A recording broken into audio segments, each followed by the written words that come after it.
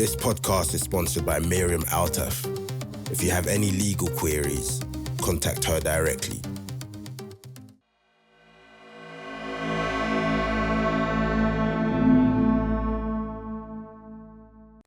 So today, I'm here with a special guest, an original trendsetter, a man who doesn't always get the flowers he deserves. In my humble opinion, he's one of the founders of this UK gangster rap thing. We have the front man of the legendary rap group, SMS. So let's make some noise in the building for Ill Mill. Love, my bro. Love, man. How are you, my bro? Yeah, I'm good, bro. Can't complain. Yeah? Yeah, I can't complain at all, man. Good, man. I appreciate you passing through. Yeah, no, nothing. It's nothing. So today we're going to get into your story. Yeah. I know you might have sat down, but it's not going to be the same as everyone else's take on it. You know what I mean? So let's take it back to the beginning.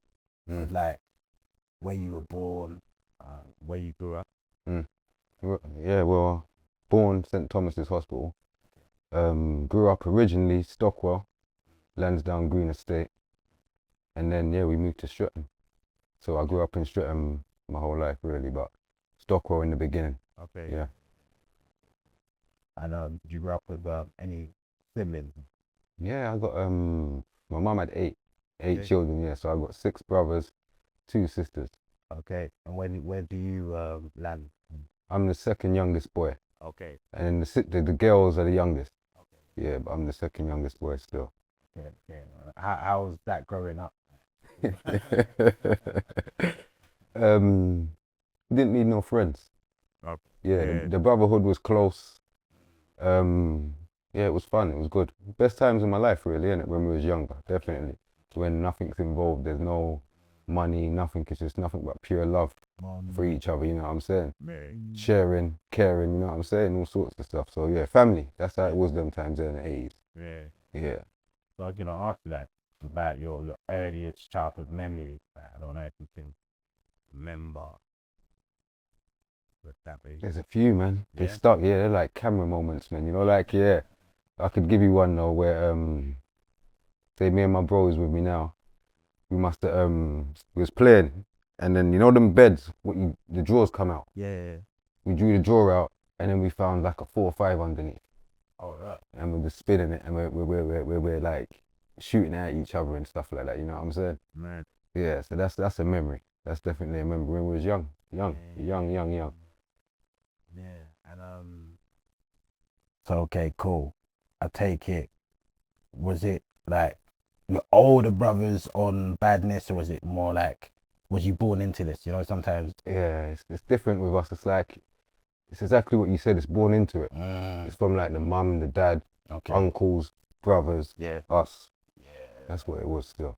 It's not like a thing where we just saw people acting bad and wanted to do it. It's more like a lifestyle that we was born into, that we wouldn't want your children to be born into this, but that's just how it was, you know what I'm saying? And we had to, it's poverty. There was a lot of poverty them times there, so people wanted to do anything to get out of poverty, and you know, most people done what they had to do to get out of it, man. And that's how mum was.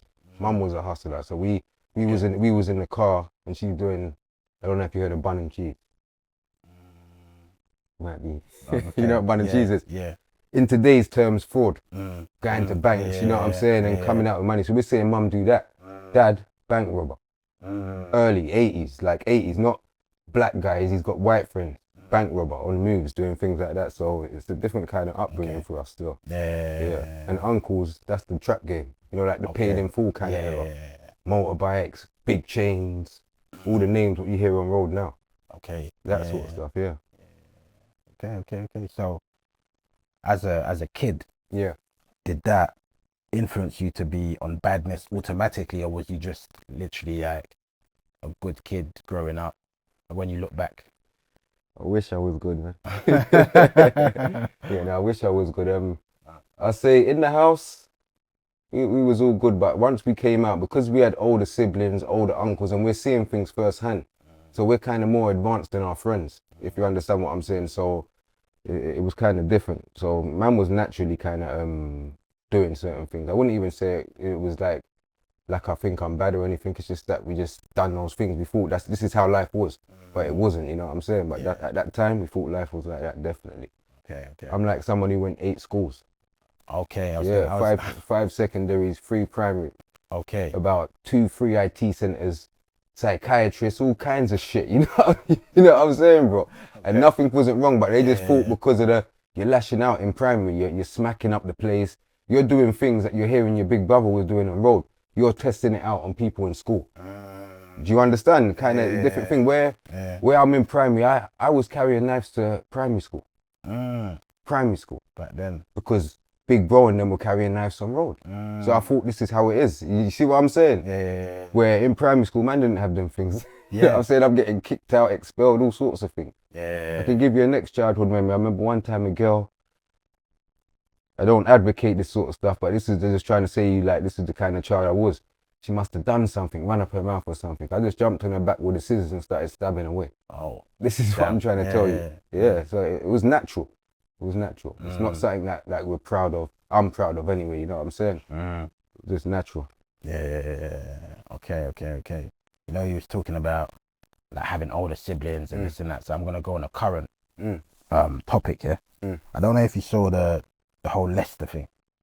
Yes. Leicester Uni thing. Yeah, I see it, yeah. Cool. So like I think I heard that one of the main guys involved had an older brother and you know, apparently I think it seems like he was maybe influenced by his older brother, but I think the difference is that nowadays you have some people that are not guided a certain way and just end up lashing out on civilians, and you know. But I wanted to get your thoughts on that whole thing. Because I had an older brother, I could tell you, if he saw us doing anything on road, he's badding man up.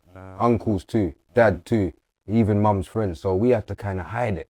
You know, like on the road, they would never glorify that. No way. No way. If he saw me walking on the Streatham High Road, 50 man deep, man stopping the car, what are you doing? Go home. Yeah. Simple. That's it. That's the kind of way man was schooled. Nothing was glorified. Yeah. It was just a way to a means to the end. You know what I'm saying? But nothing was glorified. Nothing at all. Nothing. Yeah. I think things were very different back then. Yeah, no, very different. There's morals, integrity, respect, like totally different. Like if a big brother's influencing his little brother to do that and go and get jail time, that's crazy. That's crazy. You're supposed to love your little brother. You don't want to put him in any harm's reach, you know what I'm saying? So you're influencing him to do crime and stuff like that. It's crazy. My brother never influenced nothing. He's done it. Yeah. He couldn't say nothing. That's what we're going to do it anyway, you know what I'm saying? Yeah. We'll get punched up or whatever for certain disrespects, but certain things we were doing, it was going to happen anyway. Yeah. Especially in the environment that of course, 100%. So, okay, cool. Primary school, I take it you've been kicked out a few times. I went, where did I go first? Sunny Hill first, innit? Yeah, Sunny Hill, that was in Streatham. And then I went Telford Scott, that was in Balham. And then I got shipped to I call her my auntie because we don't really do the godmother thing. So I got shipped to my auntie. She was back to Stockwell, and that's where I went Alan Edwards. So those were the 3 primary. But there was a couple centres and stuff, and like Brixton Water Lane, the little centre they had there for all the bad kids. You know what I'm saying? Those were the primary, and then the centres. Secondary, that was Dunraven. That's Streatham. Kicked out in the first 6 months. Then I went Dick Shepherd. I think a few men went there, innit? Yeah, that's legendary. Yeah, that's legendary. Yeah. It closed down, so I was on the verge of getting kicked out anyway though, but thank God it closed down. Then I went to school in Croydon, Ashburton. Got kicked out at Ashburton. Then I went to school in Country, Wolverhampton. Okay. Yeah. Then I got, because no school wouldn't accept me in London, innit? So I had to come out. And then I got accepted back in Lillian Bailey's in the 5th year. So I came back to London then. And went to Lillian Bailey's and I finished there, yeah. Okay. That's cool. Okay. And did you ever get the chance to even try college or not? Yeah, college, the phone was beating too much, man. There's no time for college. Yeah, it was beating too much. There was no time for college. I tried it. I said I must be done a couple months of college. Yeah, a couple months. Yeah, cool. And then I was gonna ask as well with the household. So although like it sounds like mum and dad was on gangster timings, but did they have a Mum's survival, dad was on gangster timing. Okay, Yeah, cool. mum's survival, innit? You have to Fair do what enough. you have to do. Yeah. No, that makes sense. 'Cause no woman ain't just gonna be running around like a gangster. That's crazy. You got some, but that's rare. It's very rare. Yeah. But survival, dad, he was on what he was on. Okay, cool. And do they have like a religion? Was there like No. If anything, my mum's Christian. Okay. Dad Christian too, if anything. Okay, cool. Okay, cool. That's how we grew up, Christian. Yeah. Cool. Sunday school, that sort of stuff there. Okay. Yeah, the bus coming outside the house, man, not wanting to get on it. You know? Sunday school, man. Yeah, man was in the choir and everything, man. Okay. Man. Choir and everything. Okay, cool. And then so after that, then actually let me ask if around them times was music a big part of your life? Or? Yeah, always, man. Yeah, we was watching Sunsplash, Sting, all that American stuff. Music was a big part, always. Always. Yeah. Dad's a sound man as well, innit? Okay. So in terms of like, if you look back at like the Sting era, or like who was your... Who I thought I was? Tiger. Okay, yeah. Remember Tiger? Yeah, I thought I was Tiger. Tiger, Major Mackerel. Yeah. Papa San. That era there. Yellow Man. Man's coming from like Admiral Bailey. Yeah, first wave of that stuff. When them tapes used to come on the VHS and man used to watch it. That's what it was. Sting, Sunsplash, all them things there. The Bodyguard, Stone Love, King Addis, Metro Media, all them sounds, man. Yeah, cool. And in terms of like rap music, what were your early influences? We heard the NWAs and the Big Daddy Kane, but that never caught me. Okay, yeah. What really caught me, I say, as a teenager was Mobb Deep. Okay, yeah, that makes sense. Yeah, Mobb Deep caught me. I used to roll around like religiously. That makes sense. Yeah, religiously. Mobb Deep, yeah. But everything else never caught me. So from Mobb Deep, and then I started to get into like the Jay-Z's, the Tupac, and so forth. But Mobb definitely. But I'd be lying to you still because Onyx as well. Oh yeah. Yeah, they was before Mobb, Onyx. Public Enemy, like I knew about all that stuff, but it never caught me. When I started to listen to it, understand it, Mobb Deep. Okay, definitely. Yeah. So like the whole SMS movement, what time in your life does that basically? About 21. Oh, that 21, yeah? About 21. Okay, cool. Because officially we started 2003, that's when we released our first album, but 21 is when we was trying to put everything together, like 2001, I'll say. Yeah. Okay, yeah. You see, for me, now I'm only speaking for myself when I say this, Yeah.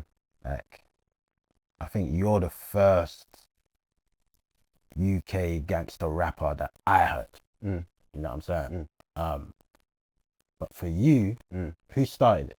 If you had to say like, who started this? What, the road rap? Yeah, as in like. You just said, man. You just said there was rap before. That was like my brethren's group, 57th Dynasty, Skinny Man, Rodney P, like all those sort of people, Black Twang, Roots Maneuver. But that wasn't road rap. Road rap is something that I started. If someone wants to say they started it, then there's going to be a lot of people saying that, like they're going to tell them they're lying. Like I said, we should rap how we speak. And that's what man started. Yeah, simple. Yeah. Because remember, you all try and we're rapping and everyone's thinking rap. It's an American thing, innit? So people's rapping, they're putting on the accent. Thinking, nah, this is corny though, man. This is corny. Grime, this is why I will always big up grime and say it's more authentic than UK rap, is because it started here. The UK rap, we get that from America, if you understand what I'm saying. Regardless, you know what I'm saying? Gangster rap, it's from America. But the grime, that's from the UK. So I always give them their flowers on that, definitely. But yeah, the gangster rap thing, man started that, definitely. Yeah. I'd say road rap. Yeah, road rap. Yeah, you know what I mean? That's me personally, you know what I mean? So I think... Yeah, it's a lot of people. I was all getting them messages yesterday, people were saying it to me. It says people from different ends, it's not Streatham, you know what I'm saying? They're saying that man was the first. But not a lot of people's gonna want to say that, because when you say that, they're gonna say, okay, so who is SMS then? They're gonna want to tap in and do research and stuff like that. But people like to have the all the attention to themselves. If you understand what I'm trying to say. Yeah, and I feel like where me, I will big up everybody. It's Yeah, nothing. It's nothing. Games to share. There's enough food on the table for everybody to eat. We don't need to hold this corner or hold this corner and say, yeah, don't let them man there. Because enough people's even done that to us, where they phone people and said, yeah, don't mess with them, man. I could never do that. I couldn't do that. Yeah, it's funny. I got a call the other day. Like, Is it? Yeah, someone telling someone don't really go on this podcast. You see, something like that. You see, there should be none of that, man. But cool, when it's a podcast, that's like a news reporter. So it's a platform everybody can go on and voice their opinion. It shouldn't be biased or set to one set of people. It should be for everybody. That's how I see it. No, exactly, man. Exactly. And I think, like right now everyone's talking about like the reset. I don't know if you've been following that. Yeah, I see it. You know what I mean? Like, there needs to be a reset. What's your thoughts on that? It's a reset to what though? What would you say the reset's about? To what? You know what? It feels like, so when I was talking to Judge, he was talking about, he feels that there needs to be a reset across the board. So in the music industry, but also on the streets. And he's saying that there's a lot of people that basically don't fit the street category, but they try and force it. You know what I mean? Yeah, that's 99% of the rappers out there. You can just see through them that they're not from what man's from, but it's each to their own, and if they're getting paid for it, it's destructive at the same time, because the youths are following them. But that's for the people that champion these people and put them into the position. So some of the same people screaming for the reset is some of the same people that put these people into power. So it's crazy to me, you know what I'm saying? Yeah. But definitely there should be a reset. The game should be fair. It shouldn't be biased where only certain people get to go on certain platforms, and if someone raps and that, they should be welcome on any platform. Yeah. It's simple. You know what my take is on that, yeah? I feel that, alright, cool. From a spiritual aspect there. Yeah. Like, no one can't get in between, like, what God's got planned, that's what God's got planned. Yes, of course, yeah. Kinda. Right. Yeah. And so I'm on the thing of, we just need to work harder, and that's it. You know what I mean? And everything will fall in place as it's supposed to. And that's been my kind of motto as well, like, because you got most of the people was complaining, but they ain't put out no work. Yeah. So you have to put out work. If you're working and you're working crazy and then man's not giving you a look in, you're not getting on these platforms, and people will see that as well. People will see the biasness in the game. But if you're not working and you're saying this is crazy, so that's why I don't really say nothing, because I ain't put nothing out. There's no point in saying nothing. What's the point? Let me put out my work, and then that's what it is. You know what I'm saying? Yeah. Cool. So you see, like, the formation of SMS. Yeah. How did that come about? What do you mean the formation? Like, when you lot came together as a collective. You mean all the little separate entities, innit? Like the groups? Yeah, or how did it, like, was it a thing one time when, I don't know, you just rang, or someone rang the man and said, yo, like, let's go to the studio, and you was already friends, and then you just put the name Originally, my bro and Smalls, they were making music. They were making like garage. Because Smalls was like a garage MC, innit? Okay. He used to do like all the jungle MC and the garage stuff. It was big still. And then I heard him, I came to bro and said, nah, we should do some rap. And then I was like driving around, I see a couple of the man them who I knew could spit. And I said, yeah, we should do this rap thing. And it kind of formed like that. But they were from different areas as well. So you would have man from Norwood.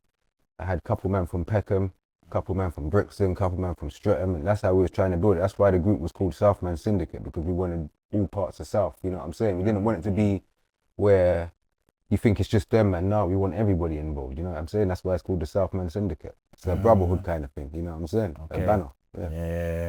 Okay. So is it like the quote unquote South Muslim soldiers thing? Yeah, that's what they started to come up with, man. Yeah, that's all. Those were the names the media, the propaganda started to come up with. It's just Southman Syndicate. Yeah, because at the time, not even not everybody was even Muslim at the time. Was you Muslim, Spoon, at the time? Yeah, see, my brother wasn't even Muslim. Okay. It was like me, my older brother, and a couple of the man them was. But eventually everyone turned Muslim, but it wasn't like, so that you couldn't even call it that because not everybody was Muslim at the time. Eventually they did, but yeah, that was just one of the names they gave us, man. Yeah, propaganda. Right, because I was gonna go into the quote unquote rumors that there was rumors saying that you didn't want to see SMS in the white van, or that SMS at the time used to pressure other people to be Muslims and rare. So yeah, those are crazy rumors. I've heard them the whole time, but yeah, I'd never pressure anyone to do nothing. That's crazy. You do what you want to do. You know what I'm saying? Like you said, God's in control of this. So there's if he's gonna be Muslim, he's gonna be Muslim. If he ain't, he ain't. There's nothing I can do. Yeah, simple. So the pressuring is crazy. And if you saw the white SMS vans, it was mostly trying to sell you CDs. Yeah. Yeah, the police were on that. They were on that van there, man. They'll be stopping somebody and just move, and then jump back in and come for us, bro. Even me and my brethren there got stopped in it one time. Remember? Yeah, enough times, man. Regular, 3 times a day, every day. Yeah, sometimes Trident, and sometimes the whole force. Like you just see a fleet of police behind, man. But crazy. That's like, when you have a certain level of influence, that's what they do, innit? Yeah, no, of course, just try and, of course. Yeah, that's what they do. They try to the whole game. They try to, when you got influence, they try to silence you, innit? And that's what it is, or make it seem like you're a hater, or you're crazy, or you're mad, or just something. They always just try something, but that's just the game. Yeah, cool. And because I know that a lot of men as well used to go to jail and convert in jail. But with you was on road. Yeah, never been jail. Never been jail. Never been. No time for that, man. Right. No time. And that's one of the reasons why I asked you out. Did you ever go to college? Because to me, even when I'm listening to your raps back then, I know you're intelligent. Do you know what I'm saying? So it's like, how did you maneuver, like being on the roads without going jail, basically? That. Yeah, they say a wise man learns from other people's mistakes. Yeah, so I see, just try to learn from other people's mistakes, innit? And try to not make the same mistakes they did. That's all it is, man. And then we had a lot of good OGs, good big brothers, you know what I'm saying, that wasn't steering us the wrong way. So that's all it was, man. And God. Yeah. And makes God, sense. you know what I'm saying? Yeah, and we most really wasn't destined for man. Or willed for man. Yeah, that makes sense. Yeah, that makes a lot of sense. So then, with like the first mixtape, Salute Me When I Pass. Yeah. Like, obviously that was a legendary mixtape on the street. Do you remember when you thought, you know what, it's time? Like, or was there any like influences, like whether it's in America or anything, that made you think, you know what, you gotta jot this in? Oh yeah, no, I was just thinking we need an original UK mixtape, original like UK sounding bars, man them rappers from off the road and all that. And that's all it was. 2005 I dropped that, but even that was even hard to drop. The launch party alone, I had to go on mute with Trident. Is it? Yeah, of course. Yeah. I had to sit down with him, telling me I'm a gang member, this, that, and telling the owner, because me and the owner had to go on mute, and he's saying to the owner, if you put on this event and anything goes wrong, you're gonna lose your license and stuff like that. But you still, thank God he done it for us still. But they said to us, okay, if this goes on, we're gonna make sure you see our presence. And outside there was like, might as well say there was a mobile police station. Man. Yeah, that's crazy. Wow. So then you don't drop the tape. Yeah. But you see like the marketing around it. Like that's when the white van and all that was there. So like, and even though it came like sealed, everything, it was just packaged proper, elastic and plastic up proper. 100%. Yeah. And it's like back then, no one was doing that. No. What gave you I don't know, like what made you want to do that? I could never ever take credit for stuff like that, man. Okay. That's the Prime Minister Spoon, man. Like, he likes to do stuff to the top end. Okay. Yeah, my bro. So yeah, that's him, man. He kind of knows what to do with all that stuff. Like with the production, the SMS van, the marketing, Spoon. Wow. Spoon was very advanced. Yeah, definitely advanced, 1,000,000%. Yeah, nah.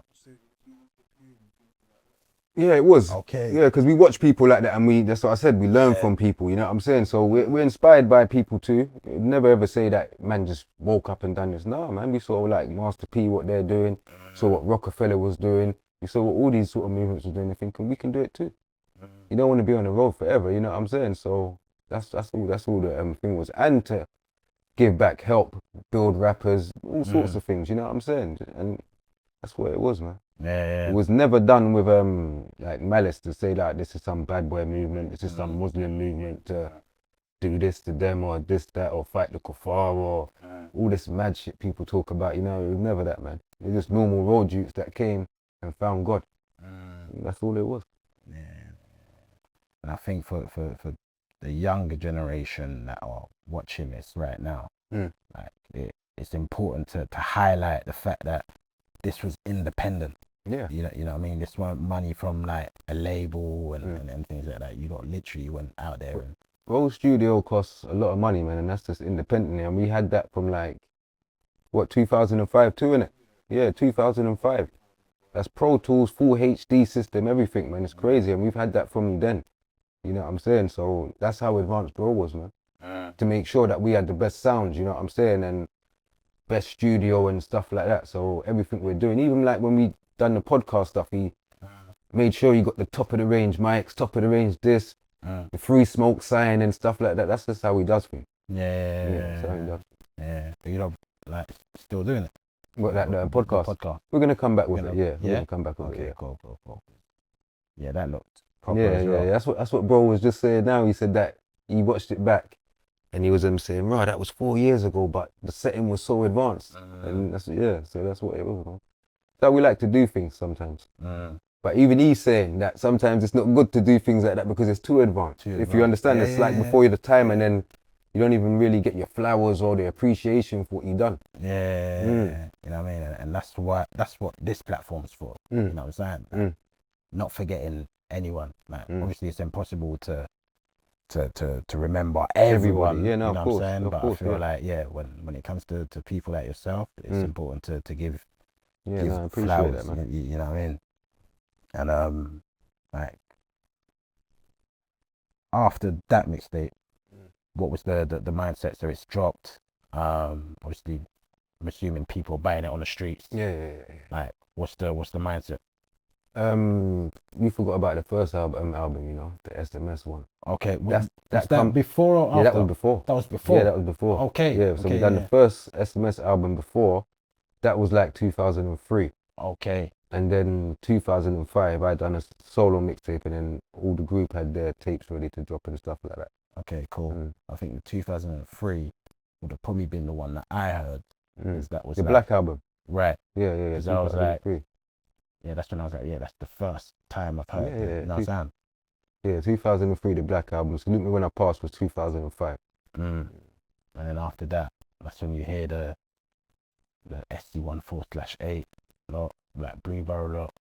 I'm saying that for me, that's who I heard. Oh, you, yeah. Now we was in our own world, man. We was in our own bubble, man. Like we just mostly heard a PDC, yeah, and whoever else was trying to. I swear there was some people from Stockwell as well. Yeah, but at the time, PDC, it would have been PDC. Those were the movements and stuff. And like the OC, like, that was that. That's same thing. That's Syndicate. That's SMS basically, isn't it? Just a branch. Okay, cool. Yeah. No, that was cold. That's Stinks, Grizz, Tokes, and Didi. That's OC. Yeah. Yeah, that was a Syndicate album. Yeah, 'cause remember we done group albums as well. You know, and the Best on Roads as well. Yeah, that was 6 volumes, and that was before Salute Me When I Pass as well. The Best on Roads. Okay. Yeah. That's when we was same again. We're trying to bring everybody in. That's why you got SAS on it. You got Judger on it. You got Utes from Blades on it. You got Utes from Wolverhampton, Brom, Nottingham. We're just trying to make this thing pop. It's never been a thing where man just wanted to keep it to manself. Yeah. Never. Scene don't grow like that. Yeah. Was that one in like Ruthless Records? Yeah, Ruthless. Yeah, Ruthless played a major part, but it wasn't Ruthless them times. It was Dark and Cold. Yeah, Dark and Cold. Yeah, Dark and Cold. I remember. Yeah. Dark and Cold was looking out bare CDs. Big up Dark and Cold, man. They know I was always going up there, man, reloading. Yeah. Dark and cold, man. Yeah. Nah. Like big up Ruthless as well. They played a major part. That's more like the gigs era. Okay. Yeah. That's Ruthless. Yeah. Yeah.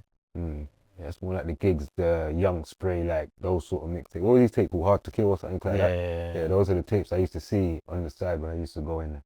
And the reader the most. And Blade stuff. Yeah. Blade and even Morrison and them. Yeah, Morrison and that sort of stuff. That's when I started to hear that sort of stuff. Yeah. But Blade's been about from before that as well because he was with Corey in it, Defenders Camp. Okay. Yeah, so he's been around for long. That's why you would hear him he's on Salute Me When I Pass Part 1. What track's that? Hustler, innit? Yeah, I'm a hustler. Me and Blade on that. And you got bare tracks, me and Blade still from early. Okay. Yeah, Blade's been around from early. Okay. So when you see that, what he's achieving now, like his business and all that, how do you feel when you see all that? That's good, man. Everybody's supposed to have stuff like that. You know what I'm saying? Level up and be a businessman. That's good, man. Congratulations. Like we say, like so there's no like evil way or red eye. We say mashallah. Yeah, you know what I'm saying? Yeah, good. And I don't wish badness for everyone. Everyone's got to feed their family, man. Yeah. Everybody, yeah. Yeah. 100%. Then I think, like, you took a break. Yeah. I've been on a break. Yeah. I've been on a break. But what with me, I don't take a break from making music. So I've got music put down. I've just been chilling, like my children and stuff, you know what I'm saying, dealing with family and that. But yeah, I've been on a break, man. But coming back though, so yeah, I've got music coming soon. Oh yeah? Cool, we're definitely gonna get into that. Yeah. And how was it trying to navigate like music and the badness? Because I think sometimes even when you sit now with like some of the drill youth, they find it kind of hard. Different. That's why I don't understand them. Because I done music to come off the road, so I don't understand how you do music and you're still on the roads and you go in jail. Like you get signed for, you might have £1 million and you go in jail.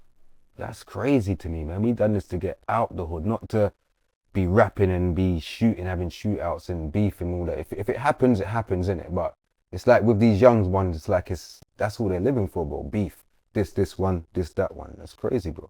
Yeah, it's crazy. And then you get the people that rap about it. Yeah. As well. Yeah, and that's why it's gonna escalate, because you're dissing my dead brethren now, and you're rapping about it. He's got cousins, he's got family, he's got brothers, he's got dads, he's got uncles. Like, who's this you dissing? You know what I'm saying? They might want to step out.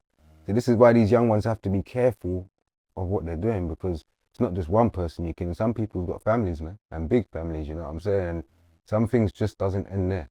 You know what I'm saying? It don't end there, man. There's some people that love their people, man, and they'll go mad for their people. That's true. That's definitely true. And then in terms of like, because I see online you got a son in it, yeah, and I see that you're taking to 4 sons. Oh, you got 4, yeah? Yeah, 4 sons. Okay. No, that's good. That's good. Do they all box, by the way? 3 of them box, yeah. Oh yeah. Okay. 3 of them box. It's mandatory, you know, some discipline and all that sort of stuff there. That's what I've noticed, even being in boxing. When you see a little kid get punched in his face, he changes. You know what I'm saying? He takes it like in the ring. The ring exposes people. It makes men out of people, you know what I'm saying? So you'll see them come in swinging mad, get punched up or something. And then you'll start see them boxing better. And then you'll see them like even the character it builds outside of the ring, the respect they got. This is brilliant. I think boxing's good. So I wish I'd done that when I was younger. Okay. So because that would have took away the energy. Yeah. I was gonna ask if you did any sort of like, football. Okay. Yeah, football. I was a football man. Yeah, bare football. Yeah. And is that what you wanted to become like back in the day? Yeah, when I was a little boy. Yeah. But that dream ended quickly, man. Yeah, by about like 15, that ended, man. Yeah, that ended. But yeah, I wanted to be a football player, definitely. I think everyone did, man. No, that's true. Yeah. I find it strange when a man says he doesn't like football. Yeah, I find it strange, man. At least like rugby, but you got some people who don't like no sports, man. Man, you don't like no sports, man. Man behind no sports at all. You like basketball? Yeah. Okay. Yeah. Nah, fair enough. And who was your team? Liverpool. Liverpool, yeah. Liverpool. Yeah. Cool. Pulling at the moment, but we'll be back, man. No, I'm sure you will. I'm I'm an Arsenal fan. Nah. Nah, I mean, The whole family's that. Even my daughter's a Gooner, man. Yeah. You know The what? whole family's that. I'm not even gonna talk too early, or you know what I mean? Cause Well, you think you're gonna win? boy, You have to be confident though. Like you see, I when my hope team, so. Yeah, go on. like when my team's in them sort, there's no backtracking. We're gonna win the league. We're gonna win the league. Do you think you're gonna win the league? You know what it is? If you ask me in January, that's when I'll be like, yeah. Or, you know what I mean? But right now, I think we're close. Yeah, I think we're close. And is my man your best manager, Arteta? I wouldn't say so. Yeah, neither would I. I wouldn't say so. In 6 years, just the FA Cup, it's appalling. Right. Yeah, that. Yeah. But yeah, let's go. Yeah, cool. So football, but I see that you're also obviously now. Like, I think we've reasoned about boxing here and there, innit? So like, I love boxing, man. Right, Yeah, right. I love it.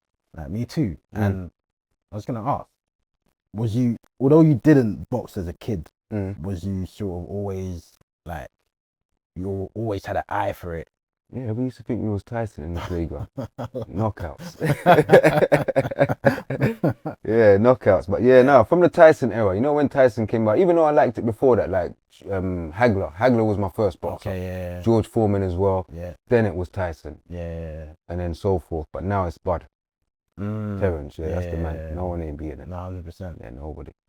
Even the fashion in which he beat Canelo. Spence, Canelo, all of them. Like the whole, everyone was saying, Bud's gonna lose to Spence. I said, no way. He's like, can't you see that? Errol, no disrespect, but he's like a robot. Bud's a different kind of fighter, man. Yeah. Southpaw, orthodox, it's different. Different. You got to train for two people. That's true. You see what I'm saying? Yeah, that's true. You got to train for two people, bro. It's true. It's true.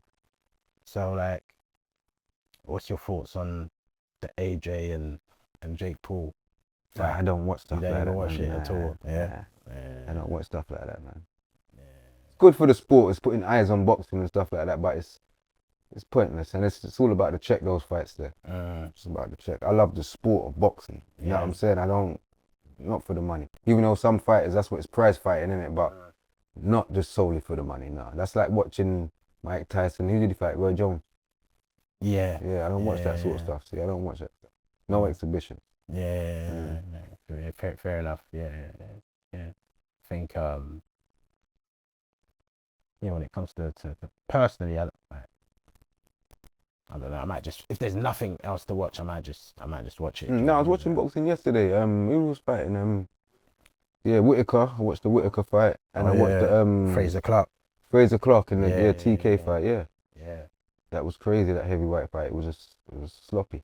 What did you think? Who did you think was gonna win? Did you? I thought Fraser Clark was gonna win. That's what I thought. You know. But my man boxed well. What's his name? TKB. Yeah, he boxed well. He boxed well. Got skill. Yeah.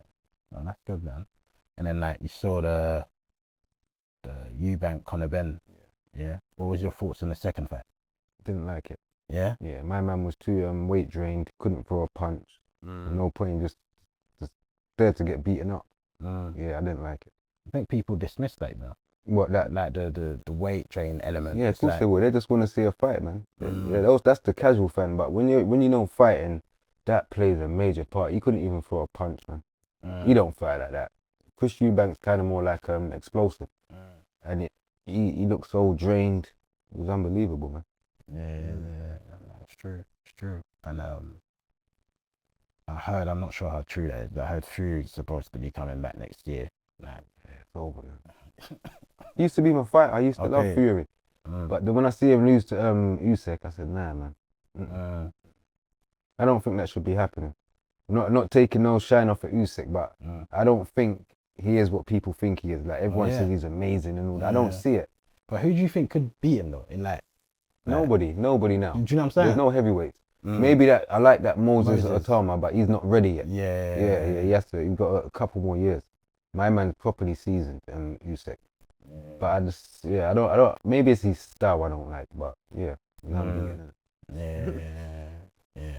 definitely. That was one of the things I wanted you to like talk on, innit? Boxing, because I know we got that, we both got that passion for boxing. Yeah, definitely. You know what I'm saying? And like fighters like Pernell Whitaker, you know Pernell Whitaker. Not the other Whitaker. Nah, this is the one, say like where Mayweather got his style from. Oh yeah, Go back and watch him, Pernell Whitaker. Yeah. You know about boxing, man. Trust me. Okay. Yeah, legend. That's the original showboater. Is that one?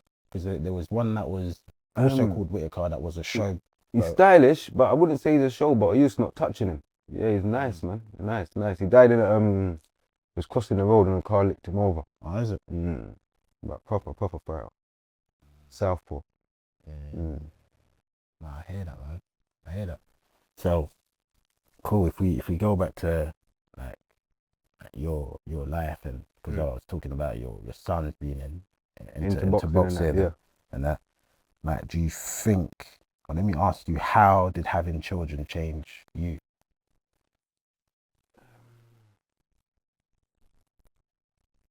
It makes you calmer, more relaxed. Definitely more wiser. You won't be jumping out there, you know what I'm saying, for anything stupid.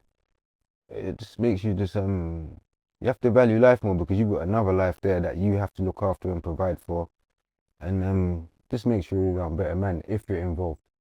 Yeah, simple, man. Yeah. Is there any of your kids that you can see are going down your road? Nah.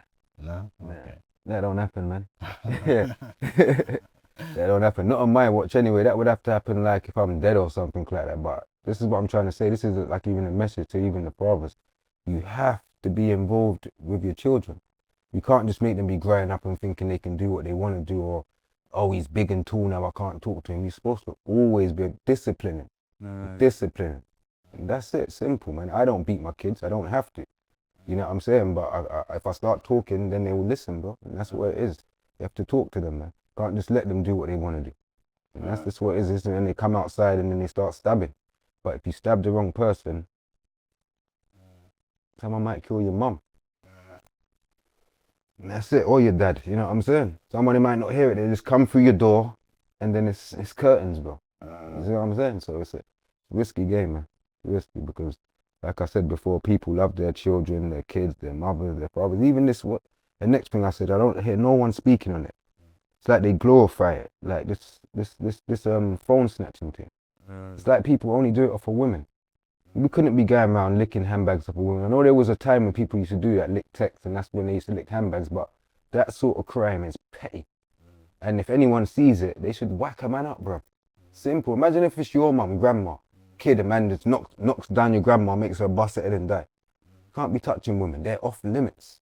And this is why the game's changed, because it's like the women ain't off limits. So it's crazy, bro. That's true.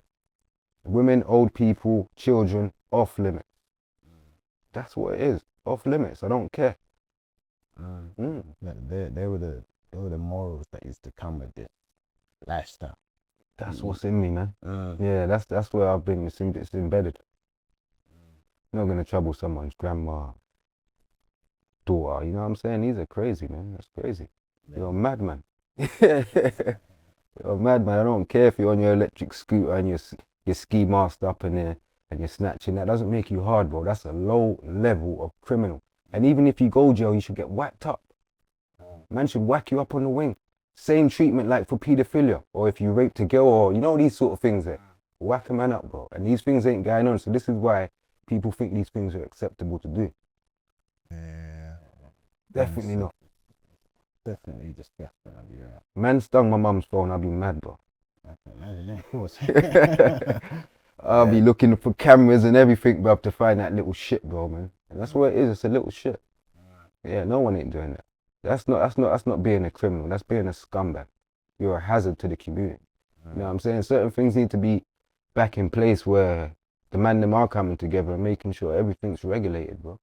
From kids getting to school safe, mum and mummy, grandmas shopping safe. Even if you have to help them carry their bags, all stuff like this shit has to come back, bro. Because it's crazy, bro. Yeah, it's crazy, bro. I'm telling you. Yeah. No respect. Man will push past an old woman. Yeah. Push past her, bro. You know, it's like that community that community feel within the lifestyle has completely disappeared. Yeah, it's gone. It's gone. Isn't it? Like, I don't even want anyone to take this the wrong way. To me, black people are like white people now. And that's no disrespect to white people, but we've been in this country so long that we've just adapted to where we're like them now. Where we going to the white party? The all white party. Why ain't it the all black party? Or why ain't it the multicultural party? Or the man just trying to do everything the white people do. That's what it is, man. That's why I think we've lost our culture. Because before, someone could have told you off and dragged you up if you was doing something wrong, and you couldn't say nothing to them. You're not going to try and stab the big man. Now the man's going to try, a youth's going to try and stab you, bro. He's drawing out that ZK for you. Man. That's where it's gone, bro.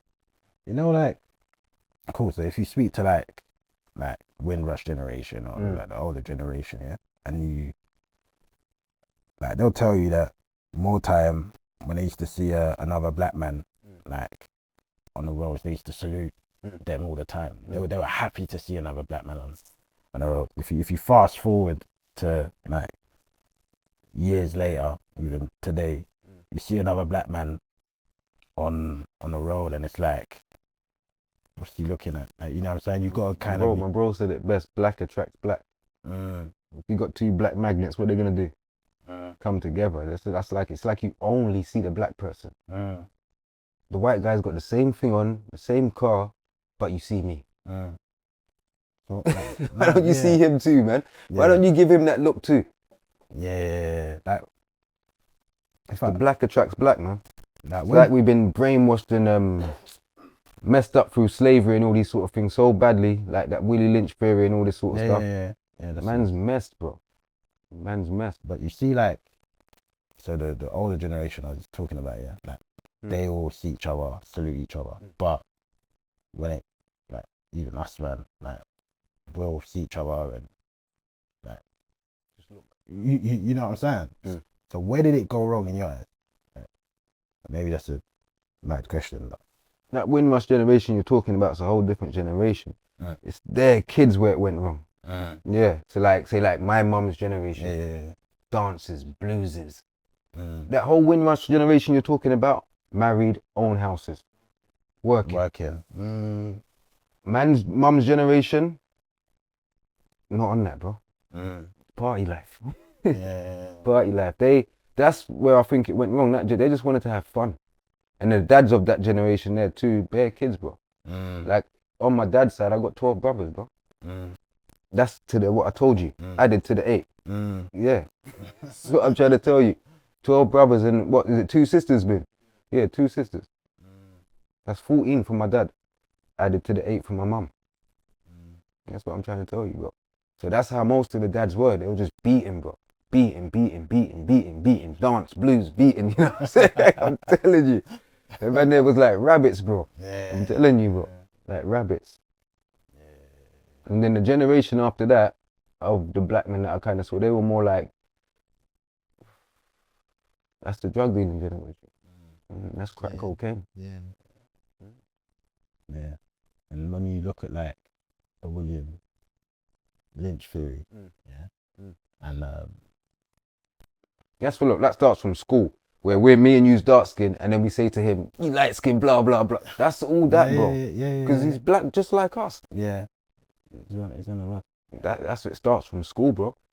He's African, Jamaican. Starts from school. Them African youths can't. Starts from school, bro. Starts from school. Separated, divided, and that's how they get to conquer.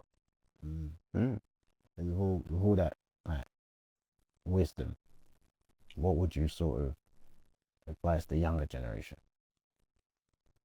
It's a big one, man.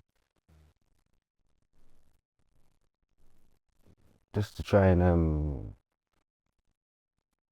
definitely stay off the roads, but God, yeah, try and find out who God is.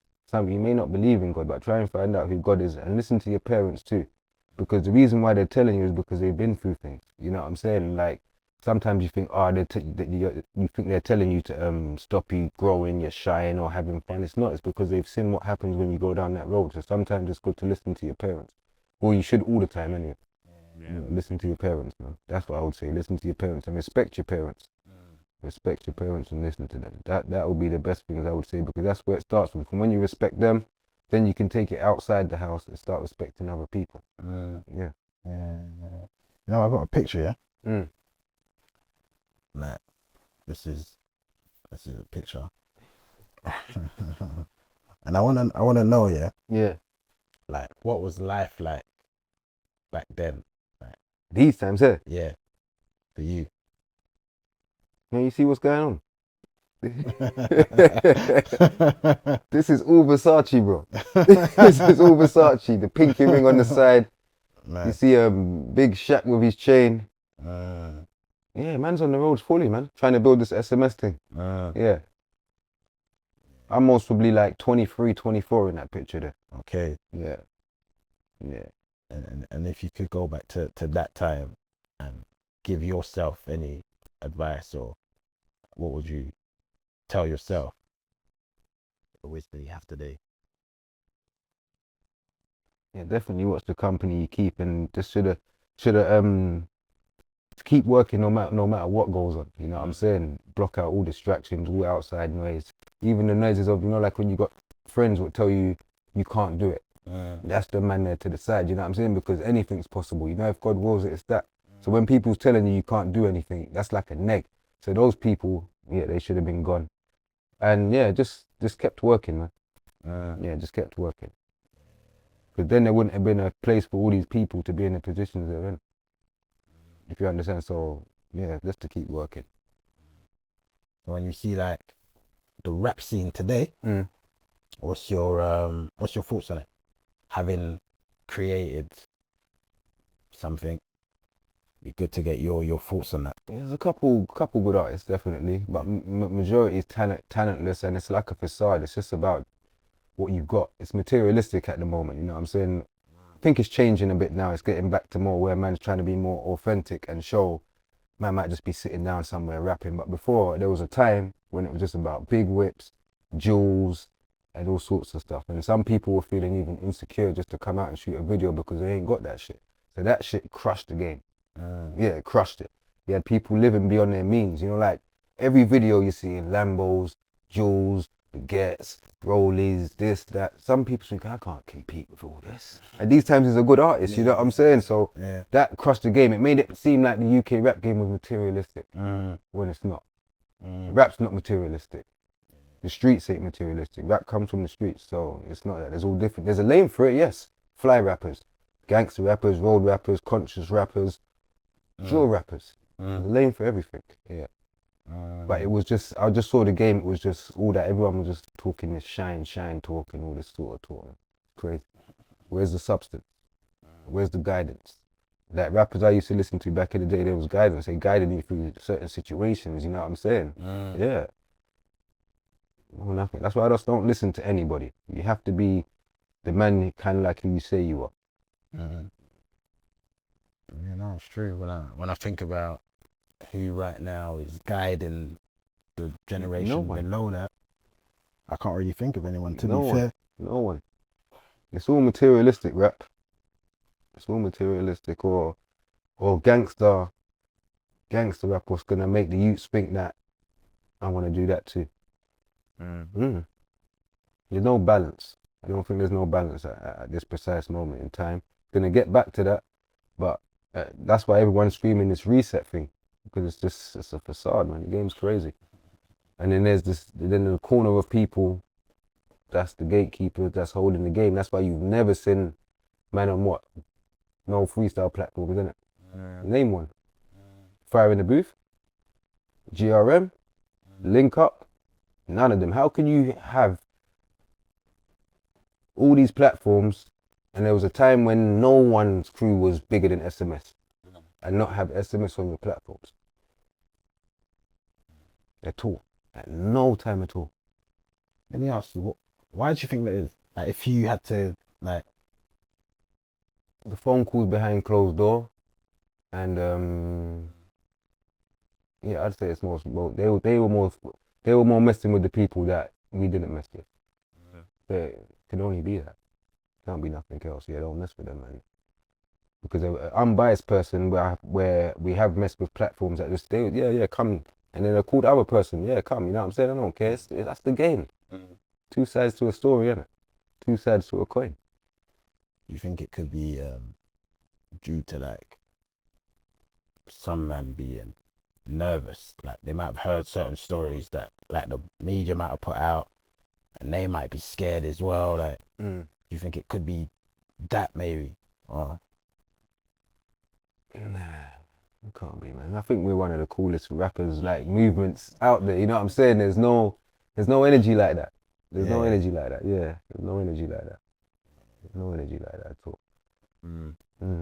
Sometimes people are just. No, I've heard that before. People said, I heard this, I heard that, and I've met you now and you're so cool. I was thinking, what did you think in the first place? You know what I'm saying, bro? So I don't get all that. Of course, if there's disrespect, it's going to be disrespect, innit? But if it's not, then who walks around like they're bad? That's crazy, bro, man. Crazy. A humble man will kill you quicker, man. I'm telling you.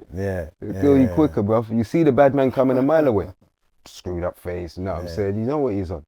I was talking to someone the other day, and basically he was basically saying that like putting on this bad boy persona like past a certain age like could be a sign of mental health.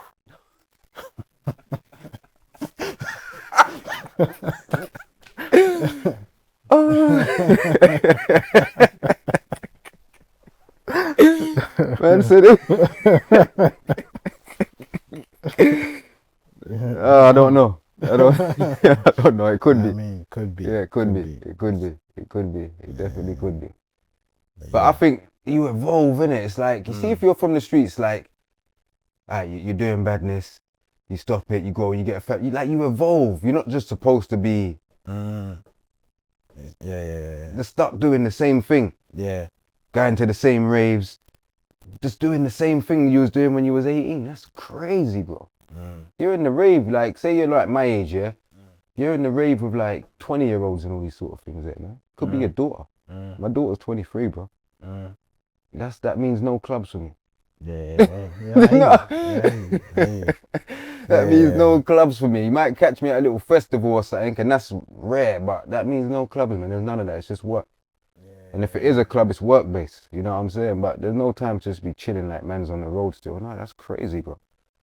It's like Muhammad Ali's got a saying, yeah? Something about if you have the same mindset, I don't know if it says 50 that you had at like 30, you've wasted 20 years of your life, kind of thing. And I thought that was kind of powerful. You know what I mean? You do need to evolve. Yeah, you have to evolve, definitely. You can't be doing the same things, man. Can't be. Yeah. You're definitely. This is where the problems occur, and this is where people, like, even on the net, where you got all these couple like OGs or whatever they call themselves, and then the youngers are looking at them like they're clowns. Because man's just talking the same stuff. I used to do this when I was that. I used to do that when I... Nobody cares, bro, man. What are you doing now? And that's what it's about, bro. Yeah. That's what it's about, bro. No, it's true. Unless you left like a good legacy behind, you know what I'm saying, where you built schools, wells, done stuff, orphanages, you know what I'm saying? Like, you built, people could say, that was a good man. But people ain't doing that, bro. They ain't doing that. Yeah, no. I do hear that. You hear that? So when you when you think about what's next for Ill Mill, you mentioned the podcast. The podcast is still there. Yeah. Okay, cool. Just like the cameraman just went AWOL. Okay. He just went AWOL, but it's still there still. Cool. Just gonna pattern up and get back to it. Cool. And is there anything else that you're pushing or? Yeah, I'm gonna have a mixtape coming out, open book. I'm gonna have an album coming out. Got like a joint mixtape with Sims, DD Stinks, Brothers Over Money. And I think I got a mixtape put down, just tracks, just old tracks and stuff like that. Yeah, so I'm working on stuff still. So next year there should be a lot of music out for me still. Yeah. Like even like forward, innit? Like come back and promote. Yeah, no, of course, definitely, 100%. Yeah. We're definitely locked in, but I thought it was definitely important to have you on today, give you your flowers and that. You know what I'm saying? And I don't know if there's anything else you wanted to add. Anything you want to know, man? I think now for part one, I think that's You cool? Yeah, we're good. I'm good then, man. Let's make some noise for Ill Mill in the building. Yeah. This podcast is sponsored by Miriam Altaf. If you have any legal queries, contact her directly.